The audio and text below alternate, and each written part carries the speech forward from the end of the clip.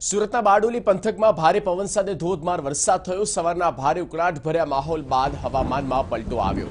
નગર તથા તાલુકાના ગામોમાં સતત વરસાદ થઈ રહ્યો છે, જેને કારણે રસ્તાઓ પર પાણી ભરાઈ ગયા અને વાહન ચાલકોને પણ તકલીફ પડી રહી છે। ક્યાંક ભારે વરસાદ પણ છે। સવારનો ઉકળાટભર્યો માહોલ અને ત્યારબાદ અચાનક જ હવામાનમાં પલટો આવ્યો અને ત્યારબાદ સાર્વત્રિક વરસાદ નોંધાયો છે। તો સુરતના અનેક વિસ્તારો એવા છે કે જ્યાં વરસાદી પાણીનો ભરાવો પણ થઈ ચૂક્યો છે। હવે ચોમાસું પૂર્ણતાના આરે છે અને આ છેલ્લી ઇનિંગ જે છે તે પણ મેઘરાજા ધમાકેદાર રીતે નોંધાઈ રહ્યા છે।